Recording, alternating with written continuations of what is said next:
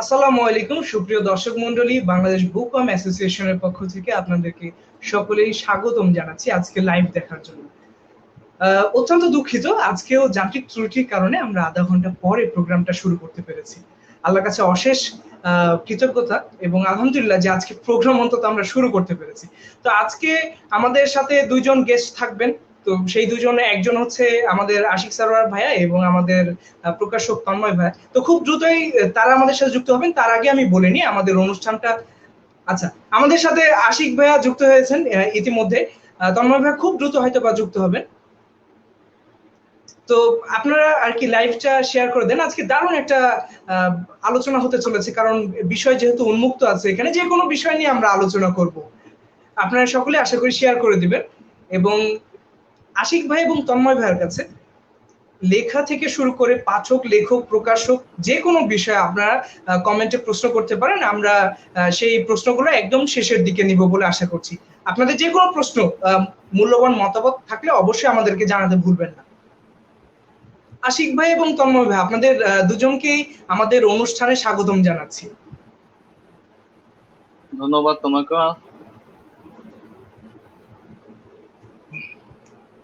তন্ময় ভাইয়া, তন্ময় ভাইয়া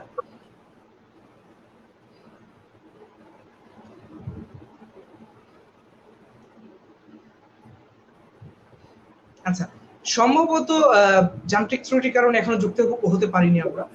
আমরা আশা করছি খুব দ্রুত যুক্ত হব। তন্ময় ভাই, শোনা যাচ্ছে আমাকে?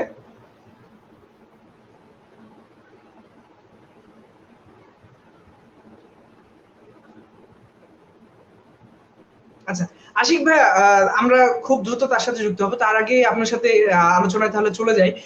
সেটা হচ্ছে যে আশিক সারোয়ার থেকে লেখক আশিক সারোয়ারকে নিয়ে আমরা আজকে বেশি কথা বলবো। তো আপনার প্রথম বই বের হয়েছে সম্ভবত, ভ্রমণ বিষয়ক বই, যাযাবরের চোখে বাংলাদেশ। এটা নিয়ে একদম শুরুর দিকে কথা বলতে চাচ্ছি। লেখালেখিটা তো অ্যাকচুয়ালি কোনো প্ল্যান করে হয়নি, হুটহাট শখ ছিল, শখের বসে লিখতাম। তো আচ্ছা আমার লেখার সবসময় ছিল যে শখের বসে লিখবো, এটা নিয়ে কোনো দীর্ঘমেয়াদী কোনো প্ল্যান ছিল না। কিন্তু যখন ঘুরতে ঘুরতে পুরো বাংলাদেশটা ঘুরে ফেললাম, প্রায় 40টার মতো জেলা, বিভিন্ন উপজেলা ঘুরে ফেলার পর আচ্ছা তখন মনে হলো যে আমার অ্যাকচুয়ালি লেখা উচিত এগুলা নিয়ে। কারণ আমি যে বাংলাদেশটা দেখতেছি, আমার পরের প্রজন্ম কিংবা আমার ছোট ছোট ভাতিজা ভাতিজি আছে, 20 বছর পর তারা ওরকম বাংলাদেশ দেখবে না। আমি 2004 সালে সেন্ট মার্টিনে গেছি। সেন্ট মার্টিনে যেরকম নীল পানি ছিল, পানির নিচে মাছ দৌড় দিয়ে যেত, ওই দৃশ্যগুলো দেখা যেত। এখন সেন্ট মার্টিনে গেলে পুরাই দৃশ্যপট চেঞ্জ, আগের মতো নয়, কোরাল মারা যাচ্ছে, সাগরের পরিবেশ দূষিত হচ্ছে। তো এগুলা হচ্ছে ফ্যাক্ট। আমি 15 বছর আগে যা দেখলাম, এখন এসে যা দেখতেছি, তো সামনে আরো আচ্ছা 20 বছর পর যে বাংলাদেশটা আমরা এখন দেখতেছি, আমাদের পরের প্রজন্মটা ওরকম দেখতে পাবে। তো আমার চিন্তা ভাবনা হলো যে ওদের জন্য কিছু লেখা দরকার, যে বাংলাদেশটা কেমন ছিল। তো সেই চিন্তা ভাবনা করি আর কি লেখা লেখি। এবং আমি লিখতাম হচ্ছে শখের বসে। ট্রাভেলার্স অফ বাংলাদেশ নামে একটা গ্রুপ ছিল, টিওবি। তো ওখানে আমার নিয়মিত লেখা পড়তো। তো ওইখানে নিয়মিত লেখার পর এক সময় হচ্ছে চিটজন নামে একটা সাইট ছিল। ওরা ওইখানে আমাদের এক কলিগ আছে, আপনার আর কি লেখালেখির কলিগ, সবুজ ভাই। সে অফার করলো ওই সময় যে চিটজনে আমি লিখতে পারি। তো লেখালেখি করে আচ্ছা যে টাকা ইনকাম করা যায়, সেই চিন্তা ভাবনা তখনও ছিল না। তো চিটজনে যখন গেলাম, তারা যখন বললো যে আপনার লেখার জন্য আমরা পার আর্টিকেলে টাকা দিব, তখন জিনিসটা আরো প্রফেশনাল একটা ভাইব আসলো, যে আরে লেখালেখি করে টাকা ইনকাম করা যায়। সারা জীবন তো ফ্রিতেই লিখে গেলাম, কেউ কোনো মূল্যায়ন করলো না। তখন ওইখান থেকে লেখা শুরু। চিরজন থেকে আবার গেলাম ভ্রমণ গুরু, সেখানেও লিখলাম অনেক। বাংলা ট্রিবিউন থেকে শুরু করে অনেক জায়গায় লেখালেখি করছি। তো আমার লেখাগুলো অনেক জমে গেছে।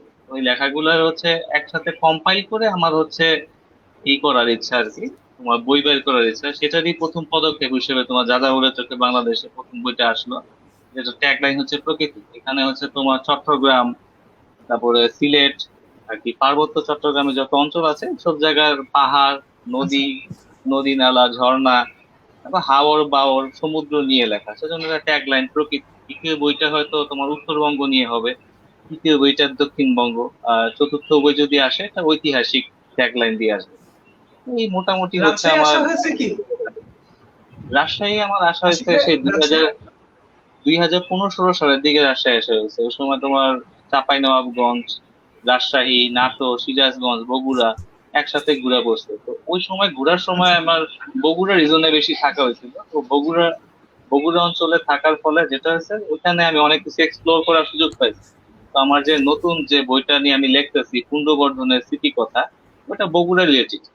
তো ওটা অ্যাকচুয়ালি তোমার পুরা ভ্রমণ উপন্যাস বলা যাবে না, এটা তোমার ইতিহাস, কিংবদন্তি, ভ্রমণের একটা যৌগিক মিশ্রণ।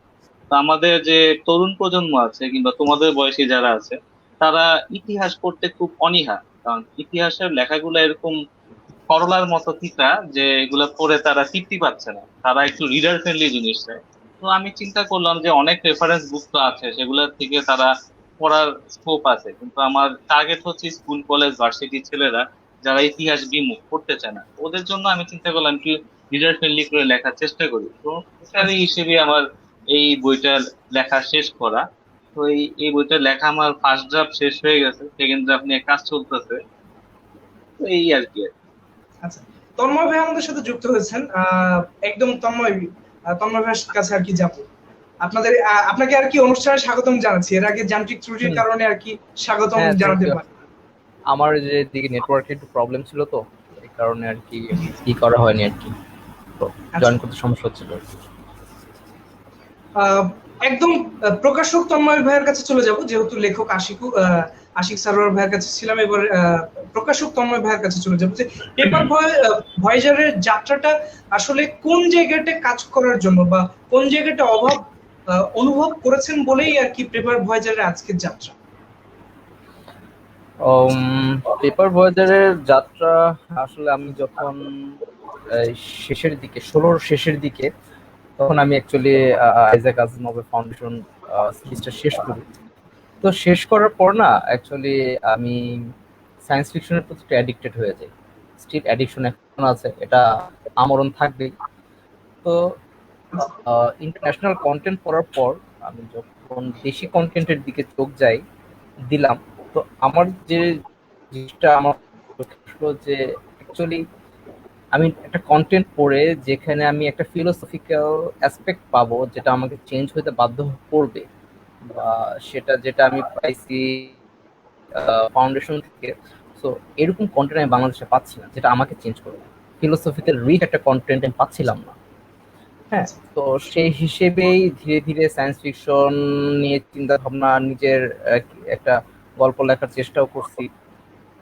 চিরকুট প্রকাশনী থেকে প্রকাশ হয়েছে আলফাক্স নামে। তো তার পরবর্তীতে হুট করে আমরা ওই বইপিডিয়া যখন প্রজেক্ট চলছিল, তখন বইপিডিয়া প্রকাশনী নামে একটা প্রকাশনী করি, আশরাফুল সুমন ভাইয়ের আলেয়া বইটা সেখান থেকে প্রকাশ হয়।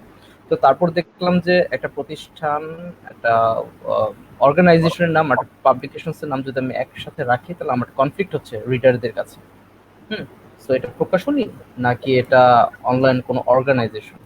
সো এই কনফ্লিক্টের যখন আমি ফেস করা শুরু করলাম, তখন আমি নাম পরিবর্তন করে পেপার ভয়েজার রাখলাম এবং চিন্তা করলাম যে আমি সায়েন্স ফিকশন নিয়ে ইন্ডিভিজুয়ালি একটু সবার থেকে ডিফারেন্টলি কাজ করার চেষ্টা করবো, কারণ সবাইকে তো দেখতেছি কে কিভাবে কাজ করতেছে, প্রত্যেকজনকেই আমরা সবাই দেখতেছি। আমাকেও আপনারা যেরকম ভাবে দেখতেছেন, আপনাদেরকেও আমরা সে হয়ে দেখতেছি, সবাইকে দেখতেছি। তো সবার কাজগুলো দেখতেছি এবং আমি দেখতেছি যে তারা যেটা করতেছে না সেটা আমি করবো।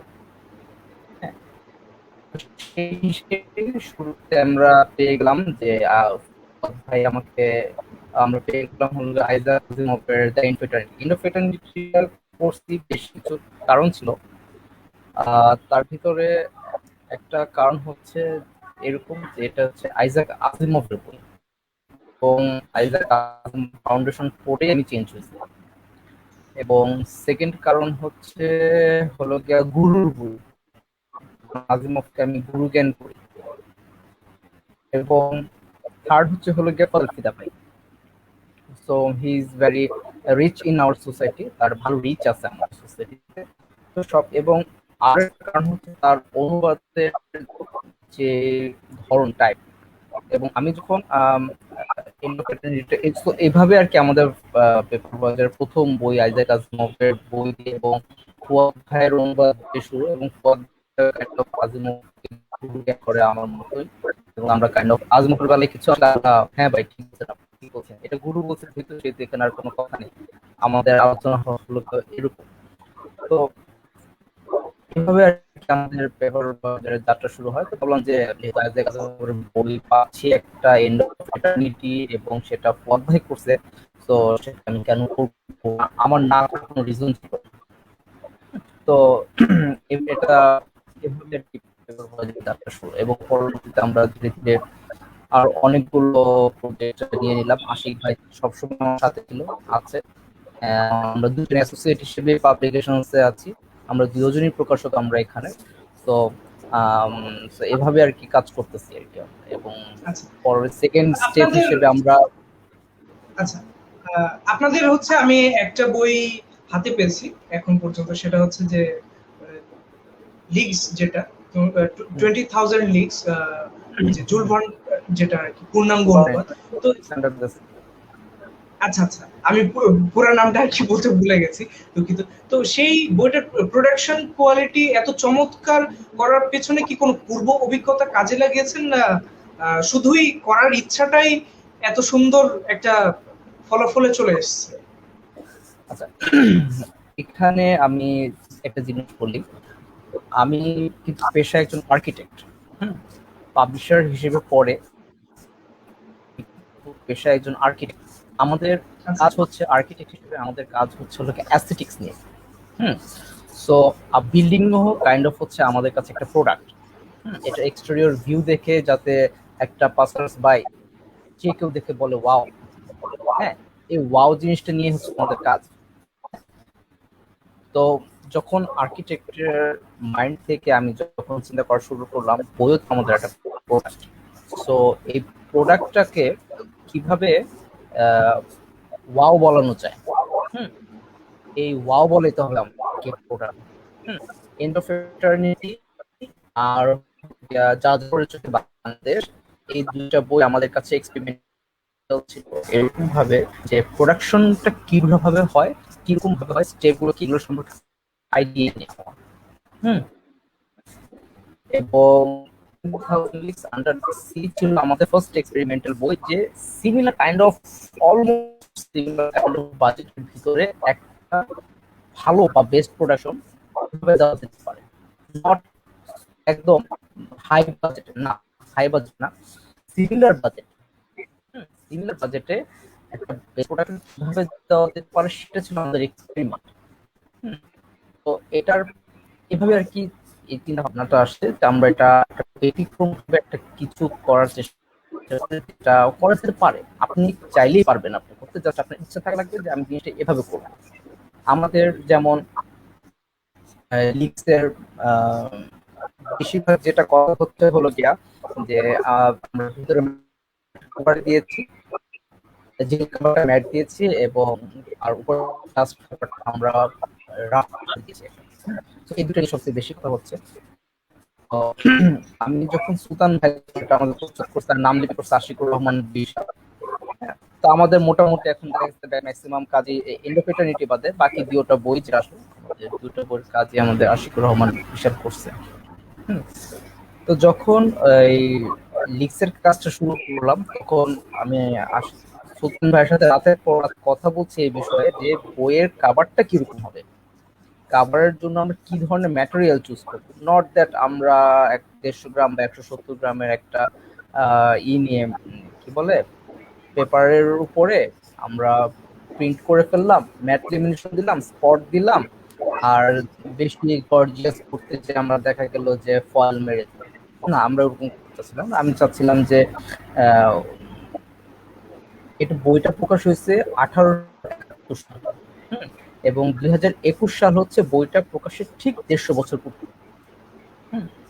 তো এটা আমাদের একটা মানে ওই জায়গাটা আমাদের একটা ছিল যে মানে 150 বছর পরে এটা বাংলাদেশের সর্বপ্রথম এটা বাংলায় পূর্ণাঙ্গ অনুবাদ হচ্ছে।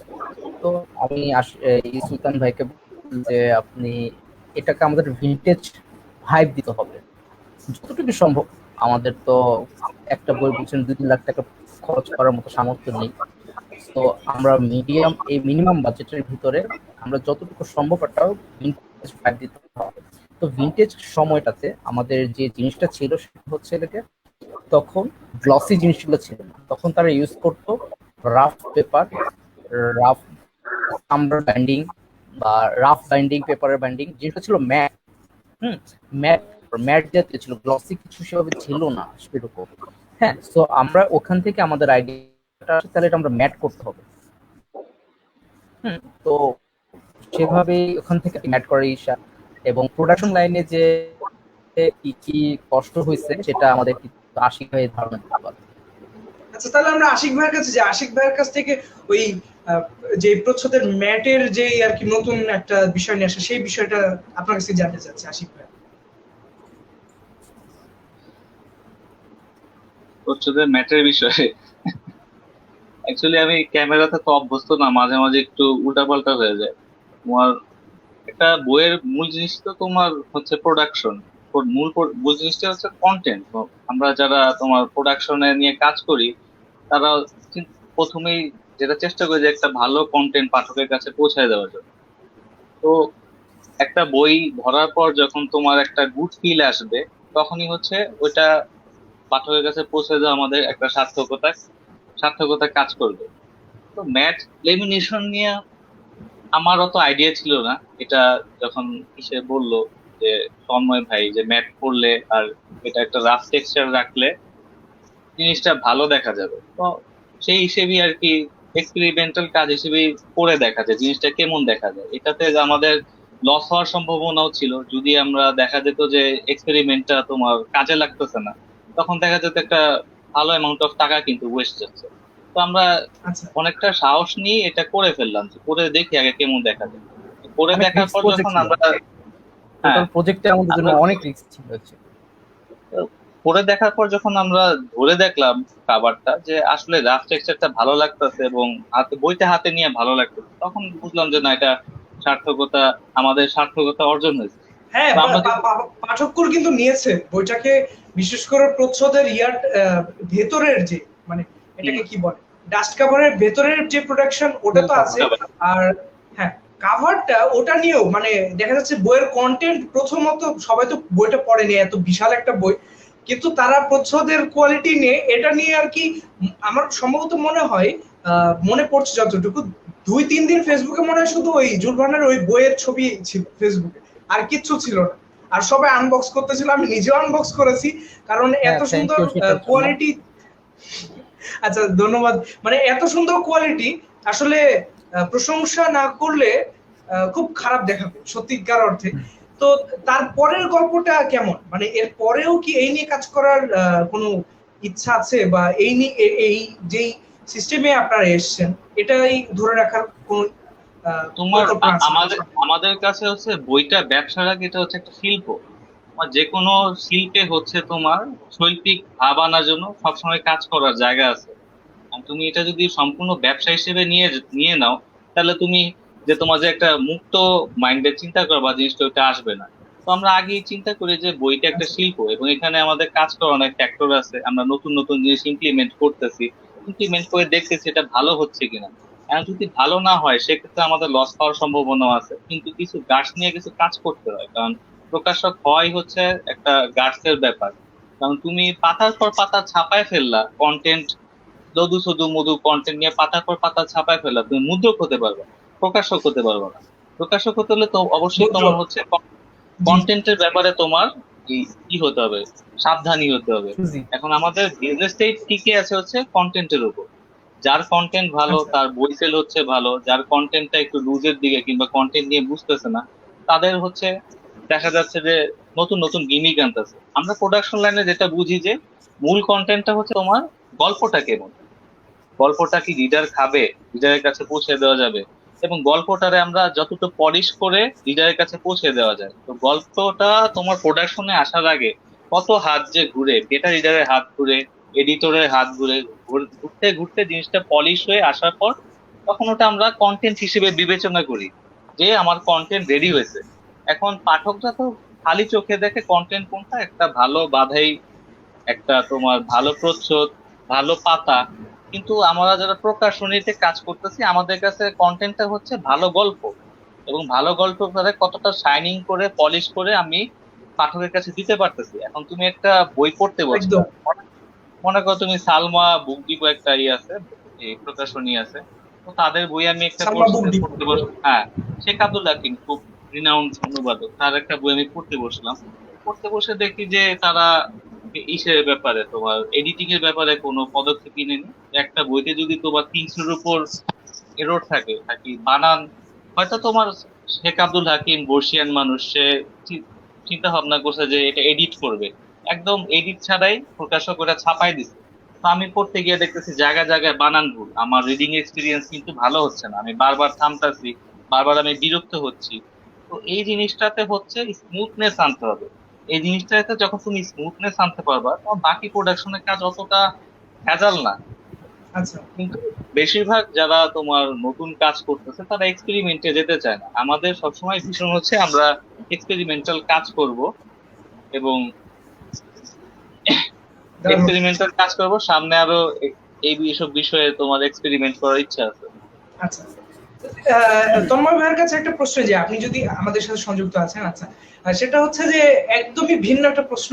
সেটা হচ্ছে যে থ্রিলার এবং সমকালীন, আমরা থ্রিলারকে উপন্যাস বলি, সমকালীন একটা জনরা আছে।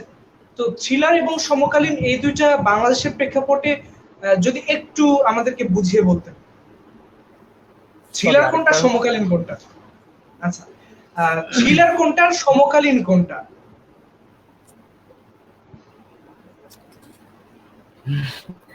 এতই যাক, জিনিসটা একটু কনফ্লিক্টিং হয়ে যায়, তো মানে একটু ক্রিটিক্যাল প্রশ্ন, তো অত ক্রিটিক্যালে না যায়।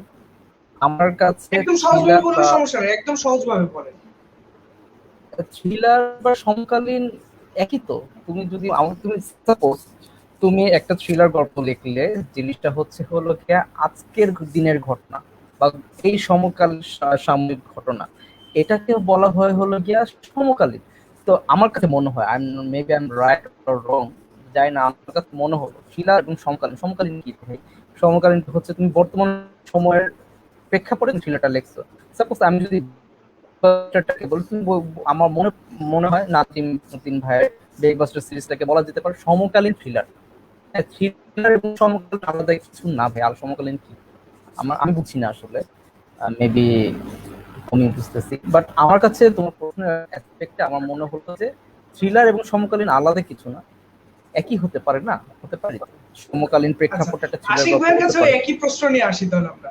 এই প্রশ্নটা আমি খুব সিম্পলি উত্তর দিব, যেটা আমাদের গ্রেট নাজিম ভাই সবসময় বলে, সমকালীন জিনিসটা হচ্ছে সমাজের আলোকিত অংশ, যেটা হচ্ছে তোমার তারা উঠায় তুলতেছে, সমাজের আলোকিত অংশ, বিরহ ব্যথা প্রেম গল্পের কথা উঠে তুলতেছে, এটা সমকালীন উপন্যাস কিংবা সামাজিক উপন্যাস।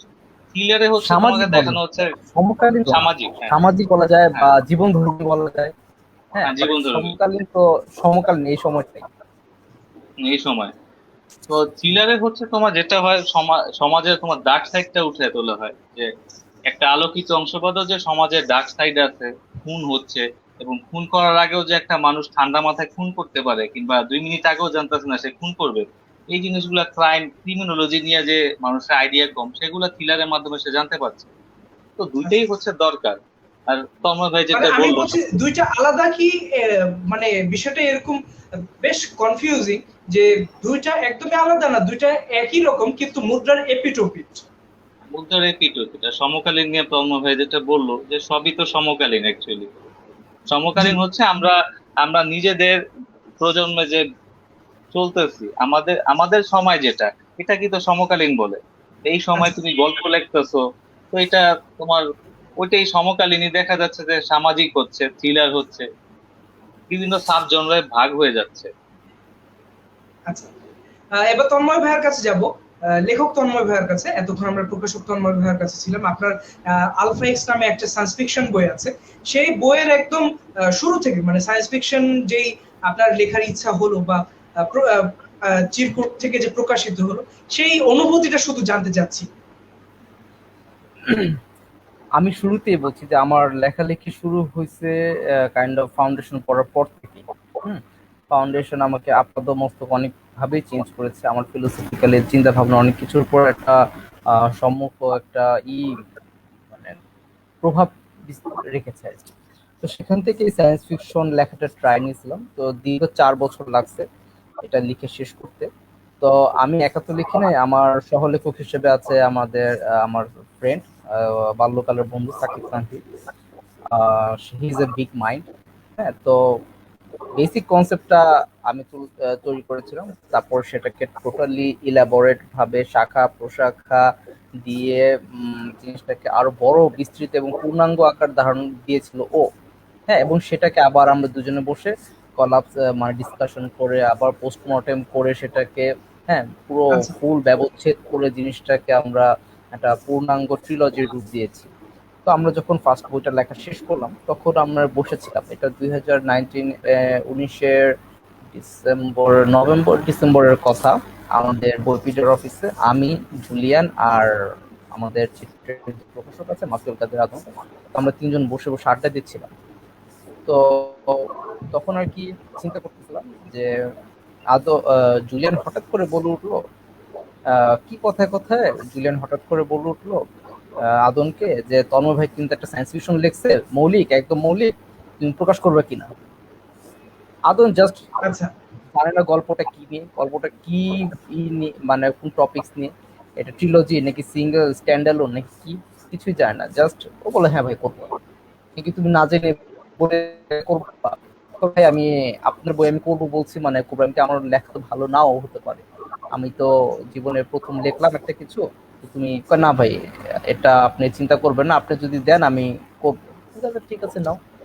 তারপর বইটা লেখা শেষ করে আদমকে দিলাম, কিছু ফিনিশিং এর কাজটা শেষ করে আমি আদমকে দিলাম।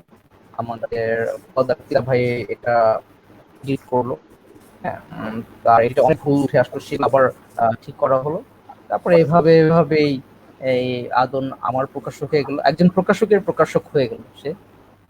এবং এভাবেই আমরা এখন পর্যন্ত আপনি কি আগে আগাচ্ছি। মানে তখন কি পেপার ভয়েসের প্রকাশক ছিলেন না না, ফিডের প্রকাশক ছিলেন?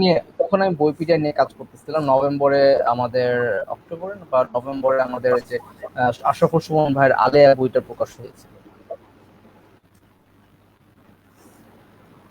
এবং আহ, হুম, এবং এখানে একটু আসেন। অ্যাড করি আমি, এখানে হুম, হুম, এই হুম। আলফা এক্স চিট কোড থেকে প্রকাশ হওয়ার পর আমার সবচেয়ে বেশি আশেপাশে ভাই ব্রাদারদের কাছে সবচেয়ে বেশি যে প্রশ্নের সম্মুখীন হতে হয়েছে সেটা হচ্ছে যে আপনি একজন প্রকাশক হয়ে নিজের বই নিজে প্রকাশ না করে আরেকজন প্রকাশককে কেন দিলেন।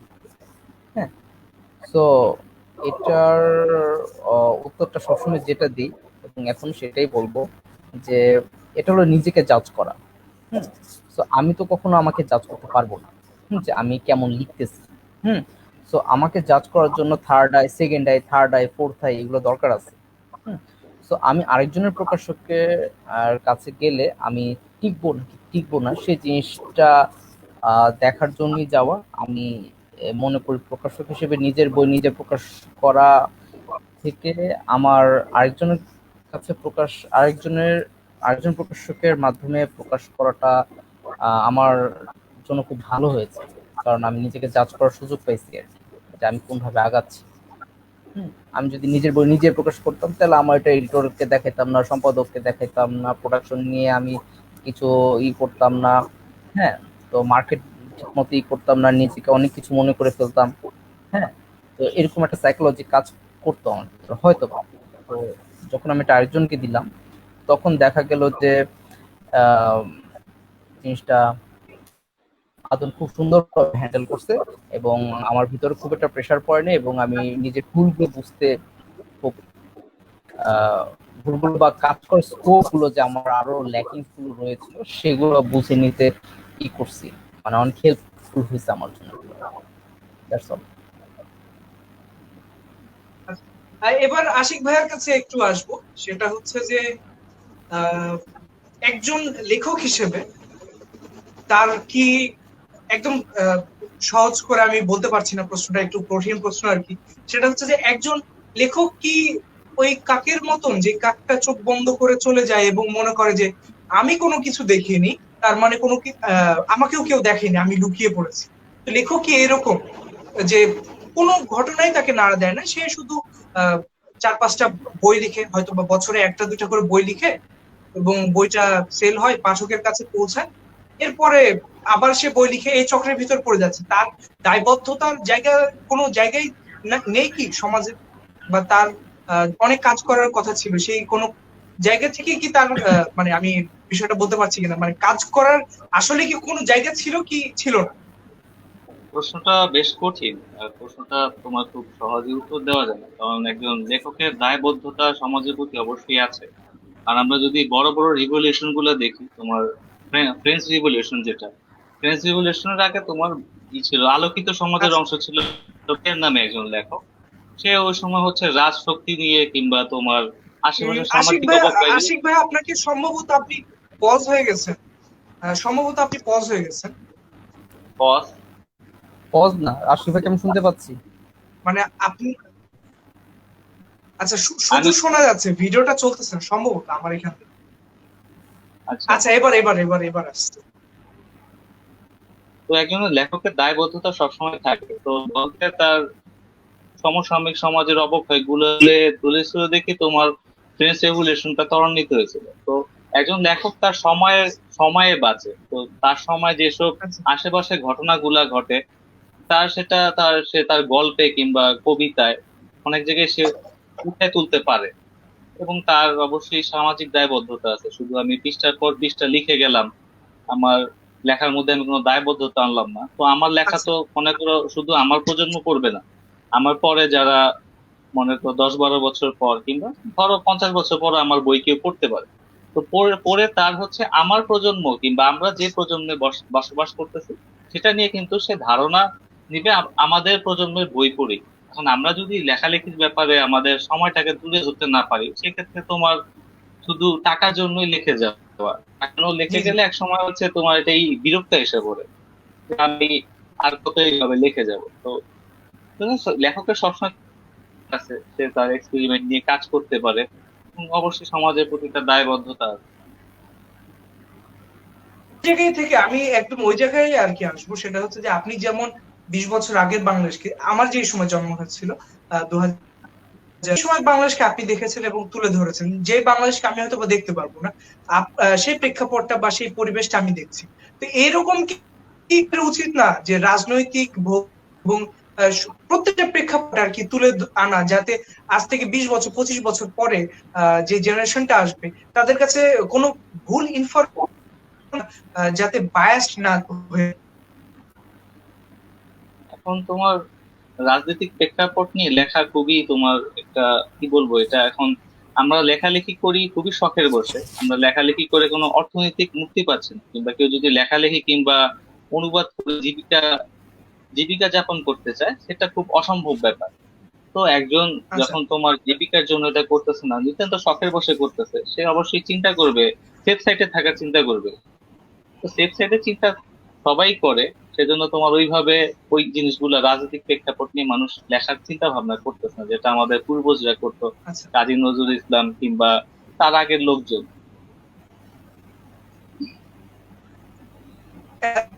তন্ময় ভাইয়ের কাছে আসবো, অনেক একটু সহজ প্রশ্ন করবো। আহ তন্ময় ভাইয়া, এবার সম্পাদক তন্ময় ভাইয়ের কাছে আসবো। তন্ময় কিছু আর কি সাহিত্য পত্রিকা দেখতে পাই, সেটা তার ভিতর অন্যতম, আমি যেটা আর কি আমার কাছে কালেকশনে আছে, সেটা হচ্ছে অনুবাদ সাহিত্য পত্রিকা। তো সেই জায়গার একদম কোর একটা এক্সপিরিয়েন্স আপনি যদি আমাদের সাথে একটু শেয়ার করতেন। আচ্ছা, অনুবাদ সাহিত্য সম্পাদক আমি না ভাই, সম্পাদক অনেক ভারী একটা পদ এবং অনেক নলেজেবল একটা দায়িত্ব। হ্যাঁ, এটা আমার পক্ষে সম্পাদনা সম্পাদক টাইটেল আমার জন্য নেই। হুম, তো তো আমি যেটা ফাউন্টেন পেন দিয়ে 2014 সালে শুরু করেছিলাম, সেটা অ্যাকচুয়ালি কোলাবোরেশনের কাজ করতাম, কিছু প্রুফ রিডিং এর কাজ করতাম, দ্যাটস অল। সম্পাদনা করতাম না কখনোই, সম্পাদনা করার মতো অ্যাবিলিটি কখনোই ছিল না, এখনো নাই। বরং এখন আচ্ছা, আমি নিজে সম্পাদক খুঁজে খুঁজে কাজ করি আর কি। তো আমাদের সম্পাদক নিয়ে যে কাজটা, সেটা হচ্ছে আমরা পেপার বয়দের সবচেয়ে বেশি সময় দিয়ে থাকি হলো সম্পাদনার পিছনে। যেমন আমরা 2-3টা বই নিয়ে কথা বলি। তো প্রথম বই যেটা রিসেন্টলি প্রকাশ হয়েছে, যেটা নিয়ে কথা বলা যায়, সেটা হলো গিয়া 20,000 Leagues Under the Sea। আচ্ছা, 20,000 Leagues Under the Sea বইটার সম্পাদনার কাজ করা হয়েছে। সম্পাদনার কাজ তো প্রুফ রিডিং, সম্পাদনা করা হয়েছে একবারে খালেদ মুকিব ভাই, খুবই চমৎকার অনুবাদ করছে। ওনার অনুবাদের উপরে খুব সম্পাদকীয় কাজ খুব একটা করতে হয়নি, এবং আমাদের এই বইটার সম্পাদনার কাজ করেছেন আশরাফুল সুমন ভাই। এবং তো উনি খুবই খুশি হয়েছেন যে এত সুন্দর অনুবাদ, যে ওনার খুব একটা প্রুফ রিডিং ছাড়া আর তেমন খুব একটা কাজ করতে হয়নি এটার। তো তারপরেও আমরা এটার প্রুফ রিডিং এর কাজ করেছি কম করে হলো 4 থেকে 5 বার। এটা এর জন্য না যে প্রুফ রিডিং লেখা তো অনেক ভুল ছিল, ওটার জন্য ছিল যে কাজ করতে বেশি হচ্ছে এর জন্য যে যাতে শেষ পর্যন্ত কোনো টাইপো মিস্টেকটাও যাতে না থাকে আমাদের এখানে। আমাদের আমাদের দেখা যায় যে অনেক বইতে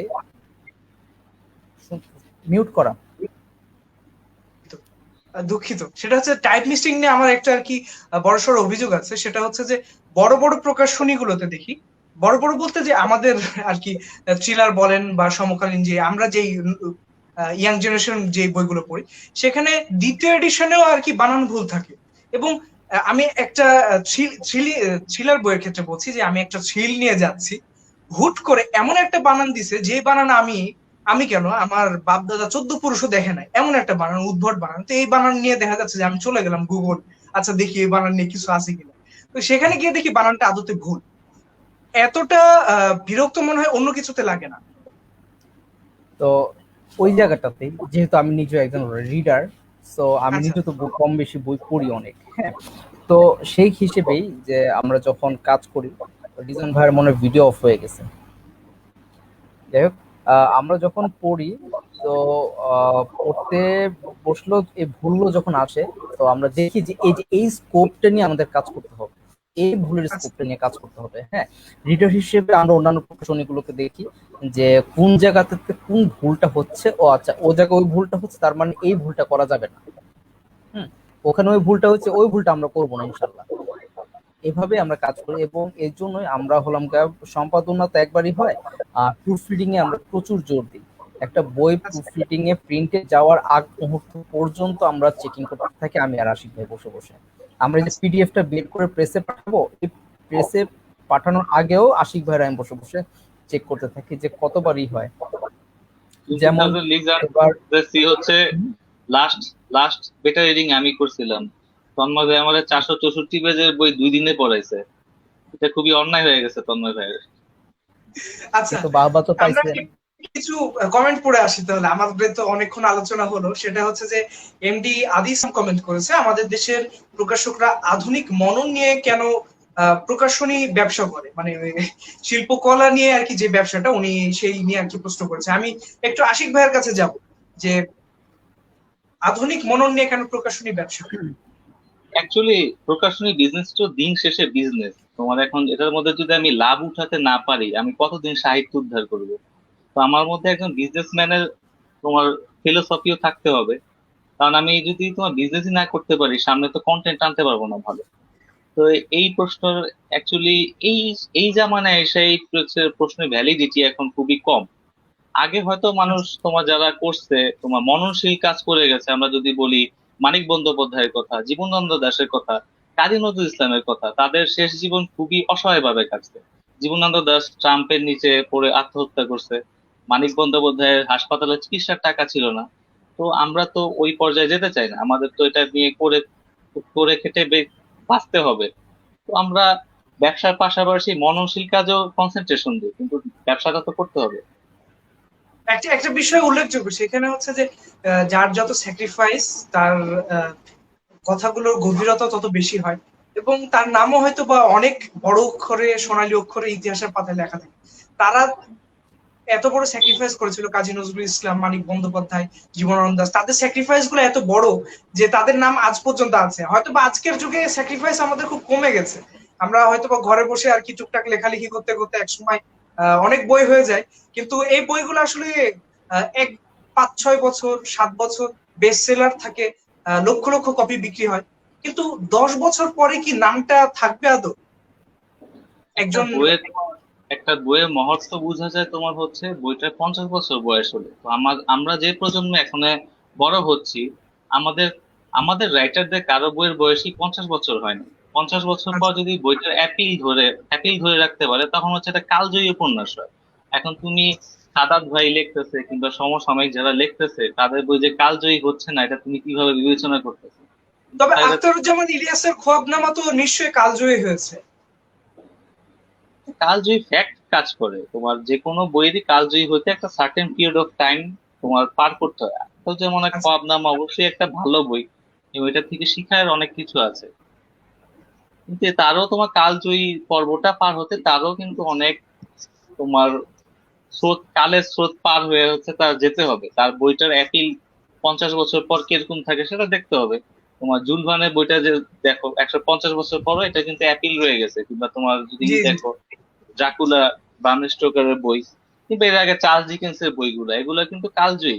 একটা সার্টেন পিরিয়ড অফ টাইমে তোমার এটা পার করতে হয়। তুমি এটা বলতে পারো খোয়াবনামা খুব একটা ভালো, অনেক ভালো একটা বই এবং খুব চমৎকার একটা বই, কিন্তু তারও কালজয়ী পিরিয়ড পার হতে হলে একটা সার্টেন সময় পার করে আসতে হবে। তো তোমার এখন আচ্ছা। সমসাময়িক যারা অ্যারাবিয়ান লিখতেছে, নাইটস কি কালজয়ী হয়েছে? যদিও এটা সম্ভবত কোনো একক লেখকের লেখা না, এটা তো আহ আরব্য রজনী একটা আর কি মিথ সম্ভবত।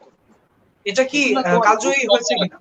এগুলো হুম রূপকথা হুম। তো, আরবিয়ান নাইটস এর যে রূপকথা, এগুলো তো অনেক এনশিয়েন্ট আমল থেকেই মানুষের মুখে মুখে চলে আসতেছে। যেমন আমাদের আমাদের দেশে মনসা মঙ্গল কিংবা চণ্ডী পুরাণ, এই ধরনের যে বাংলা মিথোলজি গুলা আমরা মুখে মুখে চলে আসতেছে। তোমার সেন আমলে দেখা যেত যে তোমার মনসা মঙ্গলের চর্চা মানুষ মুখে মুখে করতো। তো এই এই চর্চা আচ্ছা যে করতো, তোমার এটাই করতো না, তোমার পুঁথিগত ভাবে কেউ লিখতো না। যখন এগুলো পুঁথিগত ভাবে সংরক্ষণ করা শুরু করে, তখন দেখা যায় যে এক একজন এক এক রকম লিখতেছে। তো এটারে পরবর্তীতে সংকলিত করে একটা ভালো এডিশন মানুষের কাছে দিচ্ছে। তো আরো বড় আচ্ছা। জন্য অবশ্যই তোমার একটা কালজয়ী রূপকথা কিংবা মাইথোলজি যাই বলো।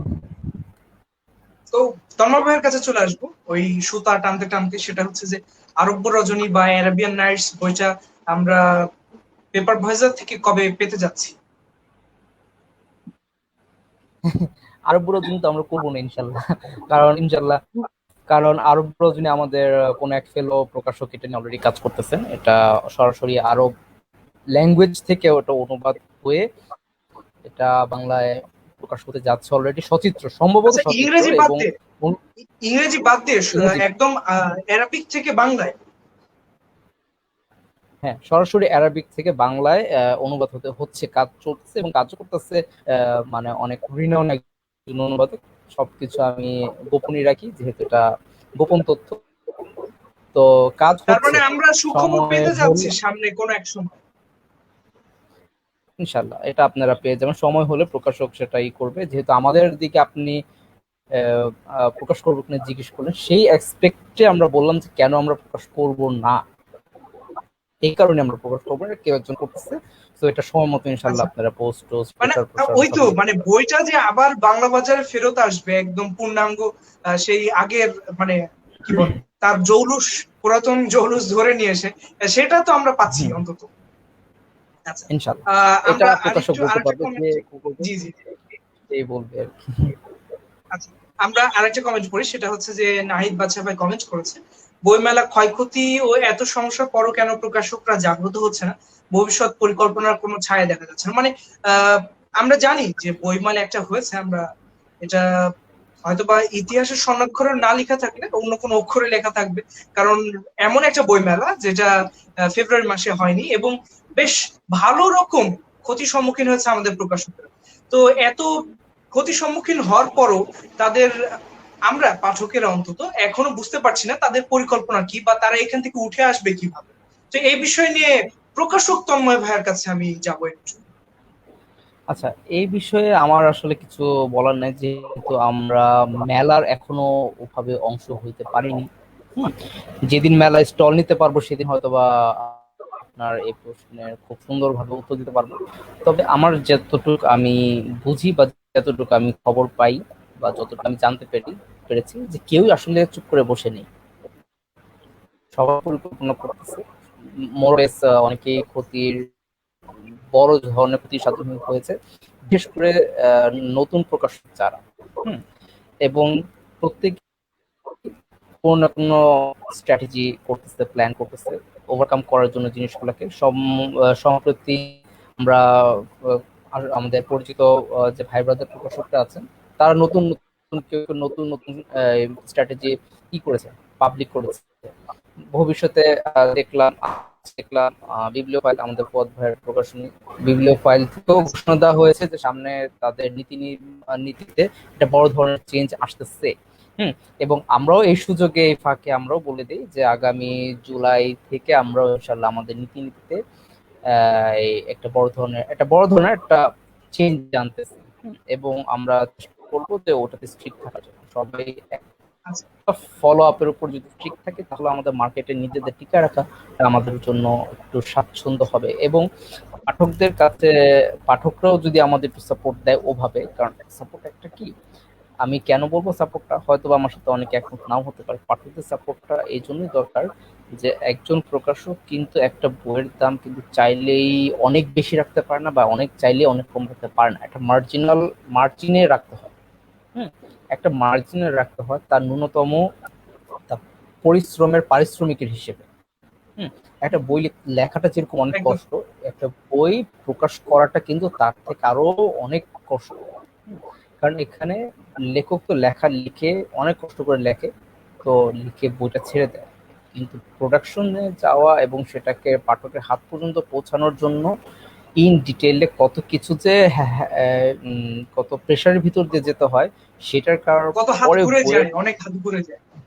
অনেক কিছু, সেটার পরেও বইয়ের প্রোডাকশন কস্ট যেটা আমরা রাখি সেটা খুব মিনিমাল, যে এটা না হলে হবে না। এবং আরেকটা বড় সমস্যা হলো গিয়ে ডিসকাউন্ট। কয়েকদিন আগে এক পাঠকের সাথে কথা হচ্ছিল যে সে চিন্তা করে যে বেশি ডিসকাউন্ট মানেই ভালো বই, কম ডিসকাউন্ট মানে ডিসকাউন্টের বই সে কিনে না। আমি বললাম কেন? ও বেশি ডিসকাউন্ট দেয় না, এই জন্য আমি কিনি না। যেমন তার কথা হচ্ছে প্রথমার বই বেশি ডিসকাউন্ট কম 20% দেয়, এই জন্য আমি 20% ওদের বই পড়ি না। কেন? 20%-এর বই দিয়ে একটা বই কেন করবো? কন্টেন্ট তো আমার পছন্দ নাও হতে পারে। তাহলে 70%-এর বই কিনে আপনার কাছে আমি একটু আসবো। সেটা হচ্ছে যে আপনার প্রকাশনে একটা বই বের হয়েছে, আমি ক নামে একটা বই বের হয়েছে, যে বইটা আমি আপনার প্রকাশনী থেকে ধরি, আপনার প্রকাশন থেকে একটা ক নামে একটা বই বের হয়েছে, আশিক ভাই লিখেছে বইটা, বা আশিক ভাই লিখেছে। তো এই বইটা আমি 25% ছাড় দিয়ে নিলাম। এরপরে ঠিক 10 দিন পরে প্রকাশক একটা প্রমোশনাল অফার দিল যে বইটা একদমই নামমাত্র মূল্যে পাওয়া যাবে। আমি সাপোজ ধরছি বইটার দাম 600 টাকা, বইটার দাম 600 টাকা এবং 25% ছাড়ে যা আসতেছে ওটা বাদ দিলাম। তো ঠিক 10 দিন পরে প্রকাশক বলছে এটা হচ্ছে 70% অথবা 69% ডিসকাউন্ট আমি দিব। মানে কি বলে এটাকে 25% লাভটা রেখে বা শুধু খরচটা রেখে আমরা বইটা দিয়ে দিব কোনো কারণ ছাড়াই। প্রকাশন খুব ভালো চলতেছে, তাও তিনি দিয়ে দিবেন এটা। তো এক্ষেত্রে আমি ঠকে যাচ্ছি না আমি যখন 25%-এ নিয়েছি বইটা? আর এটা হচ্ছে আমার প্রথম প্রশ্ন। আর দ্বিতীয় প্রশ্ন হচ্ছে যে ডিসকাউন্টে কি একদমই না বলা যায় না? আমরা পাঠকরাও চাচ্ছি যে ডিসকাউন্ট একদমই বাদ যায়। ডিসকাউন্ট একদমই, লাস্টের কথাটা কেটে গেছে। ডিসকাউন্ট একদম কি বলে, ডিসকাউন্ট যে পদ্ধতি আছে এটা একদমই বাদ হয়ে যাক। কারণ আমরা বুঝতেছি না প্রকাশক এক সময় যখন আমি 25%-এ নিতেছি সে তো ম্যাক্সিমাম লাভ করতেছে, আর যে যখন 69% অথবা 70%-এ দিচ্ছে তখনও যদি সে লাভ ধরেই দেয় তাহলে তার লাভের অংশ তো অনেক সে দিচ্ছে, হয়তোবা তার লাভ থাকবে, আমি সেই বিষয়টা নিয়ে একদমই দ্বিমত পোষণ করছি না, সে লাভ তো থাকবে, লাভ ছাড়া হবে না। কিন্তু এই যে হিউজ একটা লাভ রেখে বা প্রথমে আমি প্রথম প্রশ্নটার কথা বলি যে আপনি 25%-এ কেনার পর যদি প্রকাশক 70%-এ সেল করে তাহলে তো আপনি ঠকে যাচ্ছেন, তাহলে তো তার পূর্ববর্তী ক্রেতাদের সাথে সে ঠকবাজি করবে। তো এটার সাথে আমি একদম একমত। আমার পার্সোনালি আমি যেটা মনে করি যে একটা সার্টেন টাইম পরে, আপনি 500 কপি সেল করছেন, আপনার 420 কপি সেল হয়ে গেছে, আপনার 80 কপি বাকি। এখন 80 কপি সেল করে ফেলতে পারলে আপনার অলরেডি লাভের টাকা উঠে গেছে, এবং 80 কপি সেল করে ফেলতে পারলে আপনার জায়গাটাকে একটু খালি হচ্ছে, আপনার ওই টাকাটা কয়েকটা টাকা কম উঠলো, আপনার সমস্যা নেই। ওই ক্ষেত্রে যদি কেউ যদি 60% ডিসকাউন্ট দেয়, 70% ডিসকাউন্ট দেয় স্টক ক্লিয়ারেন্সের জন্য, দ্যাটস ওকে। বাট কেউ যদি মানে ইচ্ছাগত ভাবে যে না আমি আজকে 25% সেল করলাম, কালকে 70% সেল করবো। এটা যদি মানে স্মল টাইম পিরিয়ডে হয়ে থাকে তাহলে না এটা ভাইয়া, আমি মানে একদমই বই বিক্রি হচ্ছে, বই কারেন্টলি বিক্রি হচ্ছে, কারণ আমরা তো বুঝতে পারি বিভিন্ন হ্যাঁ গ্রুপে ছবি দেখি না এসে, মানে বই এইসব বিক্রি হচ্ছে ক্ষেত্রে তাও। এটাকে আমি বলবো হলো গিয়ে নীতিগত ভাবে স্ট্রং না থাকার রেজাল্ট আর কি, মানে ফলাফল আর কি। নীতিগত ভাবে স্ট্রং না আমি, এটাই আমি দেখাচ্ছি মানুষকে। নীতিগত ভাবে স্ট্রং থাকতে হবে আমাদের। এন্ড অফ এটার্নিটি এর ব্যাপারে আমরা খুবই, আমাদের এন্ড অফ এটার্নিটির সেল হচ্ছে, কিন্তু আমরা সেল কিন্তু আমরা সামনে ডিসকাউন্ট কিন্তু কমাই দিব আমরা। আমরা 20,000 লিগ আচ্ছা, সেল কম হচ্ছে, কমাই দিব। কেন কমাই দিব ভাই? আমরা একটা স্ট্রং পজিশনে থাকতে চাই। আমরা দুইটা কথা বলতে চাই না, একটা কথা, পাঠকরা কিনবে আমাদের কাছ থেকে একটা ডিসকাউন্টে কিনবে। আমাদের লাভ হোক কি লস হোক সেটা আমাদের হিসাব, বাট পাঠকরা যাতে একটা এসে থাকে, পাঠকরা যাতে একটা আচ্ছা। অনলাইন শপ থেকে যাতে আমাদের ডিসকাউন্টের মতোই একটা ডিসকাউন্টে বই কিনতে পারে। হুম, আমরা চেষ্টা করি এটা। এখন অন্য কেউ যদি, আপনি যেটা বললেন যে 65% আজকে দিচ্ছে, কালকে আবার 70% দিচ্ছে, এটা আমার মনে হয় হলো গিয়া কোম্পানি নীতিগত ভাবে স্ট্রং না, সেটারই হলো গিয়া মানে তুলে ধরা পাঠকদের কাছে আর কি। হ্যাঁ, তো আপনি কয়দিনের প্রকাশনের কাছে আপনি তার কাছে বিশেষ ভাবে করে থাকেন, সে 500 কপি আশিক বই ভাইয়ের কাছে যাচ্ছি একটু। তন্ময় ভাই, আমরা একটু আশিক ভাইয়ের কাছে যাচ্ছি এবার। লেখক, বিশ্লেষক, পাঠক আশিক ভাইয়ের কাছে যাচ্ছি। সেটা হচ্ছে যে ওই একই প্রশ্ন, যে আপনার কাছে কি মনে হয় যে আমরা যখন অন্য প্রোডাক্ট কিনতে যাই সেখানে ডিসকাউন্ট খুঁজি না, শুধুমাত্র বইয়ের ক্ষেত্রে, শুধুমাত্র বইয়ের ক্ষেত্রে আমাকে ডিসকাউন্ট না দিলে আমি কিনবো না, এমন একটা অবস্থা। তো আপনার কি মনে হয় আদৌ ডিসকাউন্টটা আমরা যদি পাঠক হিসেবে আপনাকে বলছি, পাঠকেরা যদি এটাকে আর কি ক্যান্সেল করে যে না আমাদের ডিসকাউন্ট দরকার নাই, আমরা প্রতিনিয়ত ঠকে যাচ্ছি বা আমাদের প্রচুর লস হচ্ছে, আমরা যখন দেখছি এই বিষয়টা যে 25 থেকে 70% চলে যাচ্ছে, আমরা বুঝে গেছি বিষয়টা, তো আমরা চাচ্ছি না কোনো ডিসকাউন্ট থাকুক, যেই দামে মিনিমাল একটা, অথবা যেই যতটুকু লাভ রেখে একটা বই দেওয়া যায় বা একটা নির্দিষ্ট পরিমাণ লাভ রেখে তারপরে ফিক্সড প্রাইস আর কি বইটা দেওয়া যায় কিনা। এখন ব্যাপার হচ্ছে, পাঠকরা তো শুভম করে ফাঁকে বুঝতেছে না। তারা যদি সবাই সম্মিলিত হয় যে আমরা ডিসকাউন্ট চাই না, তাহলে এই ডিসকাউন্ট, আচ্ছা, তোমার যে জিনিসটা আমাদের ট্রেডিশনে হয়ে আসতেছে বই শিল্প কিংবা ব্যবসায়, সেটা উঠে যেত। এখন অনেক পাঠকরাই চাচ্ছে ডিসকাউন্ট। এখন ডিসকাউন্টের সাথে তো শুধু তোমার উঠে গেলে হবে না, এটা অনেক কিছুই জড়িত। যেহেতু এটা ব্যবসায়িক একটা তোমার পলিসি। যেমন তোমার, আমি যদি মুদ্রিত মূল্যে পাঠককে দেই বইটা, সাপোজ আমি বইমেলায় একটা স্টল নিলাম, তখন কিন্তু আমি বই বিক্রি করতে পারবো। বই মেলায় গিয়ে আমার 25% ডিসকাউন্ট দিতে হবে। তো ডিসকাউন্টের না, চলটা তোমার, একদমই ওটা তো ঠিক আছে, ওটা তো প্রাতিষ্ঠানিক একটা বিষয়, বই মেলায় ডিসকাউন্ট হতে পারে, তাই বলে সারা বছরই 70% ডিসকাউন্ট, এটা সারা এটা নিয়ে বছর বলছি। সবাই অবশ্যই এটা, যারা পরের দিকে পাঠক কিনতেছে তারা লাভবান হচ্ছে। সামনে যারা কি আর কি, আগে যারা কিনছে তারা লাভবান হচ্ছে না, এটা তো অবশ্যই একটা অন্যায় পলিসি। এবং প্রত্যেক প্রকাশনেরই তোমার আলাদা আলাদা পলিসি থাকে, তাদেরও ব্যবসায়িক স্ট্র্যাটেজি এক এক রকম থাকে।